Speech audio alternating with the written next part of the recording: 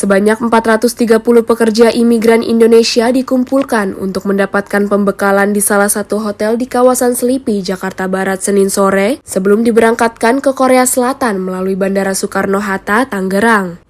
Pemberangkatan para pekerja PMI ini merupakan yang kesekian kalinya diselenggarakan sebagai bentuk hadirnya negara dalam memfasilitasi dan melindungi para pekerja imigran tersebut ke negara yang dituju.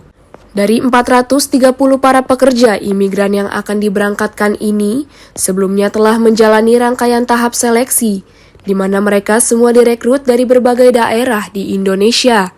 Kepala BP2MI Beni Ramdhani menegaskan, pihaknya berkomitmen akan melindungi para pekerja imigran Indonesia yang akan bekerja di luar negeri. Selain itu, pihak BP2MI juga tak akan segan-segan menindak tegas sindikat mafia imigran. Lebih lanjut, Beni menambahkan, pemberangkatan ratusan pekerja imigran Indonesia tersebut merupakan hasil kolaborasi Indonesia dengan Korea Selatan yang sangat positif di bidang ekonomi. Kerjasama dan sinergi dengan berbagai instansi pemerintah pun terus diupayakan, mengingat target BP2MI tahun ini akan memberangkatkan para pekerja imigran Indonesia skema G2G ke berbagai negara belahan dunia seperti Korea Selatan, Jepang, dan Jerman. Sekitar 430 ya, yang akan berangkat ke Korea nanti malam dan juga besok.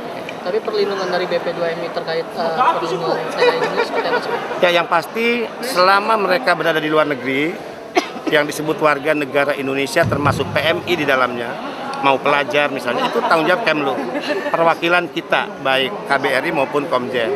Setelah tiba di Indonesia itu menjadi tanggung jawab BP2MI. Tapi yakin sepanjang mereka berangkat resmi, ya bisa dikatakan 0, sekian persen lah mereka mengalami masalah. Ya.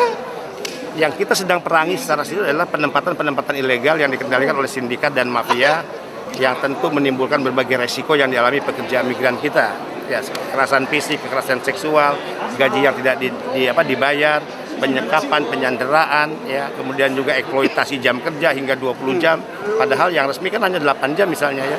Kemudian diputuskan hubungan kerja secara sepihak, diperjualbelikan dari majikan satu ke majikan lain, dan banyak anak bangsa kerja di laut lepas di atas kapal mengalami kekerasan, meninggal, jenazahnya dilarungkan di tengah laut. Nah, ini yang menjadi tugas negara yang lain, bahwa tidak boleh ada satu manusia maupun kelompok manusia yang melakukan eksploitasi atas manusia yang lain. Dan tentu saya katakan tidak boleh negara ini tunduk atau kalah kepada mafia. Perekrutannya dari mana, Pak? Ya. Perekrutannya dari mana, Pak? Dari kampung-kampung dan kantong-kantong PMI, Jawa Barat, Jawa Tengah, NTB itu menjadi kantong rekruter ya. Mereka direkrut, dijanjikan gaji tinggi, dijanjikan diberangkatkan cepat, padahal ilegal.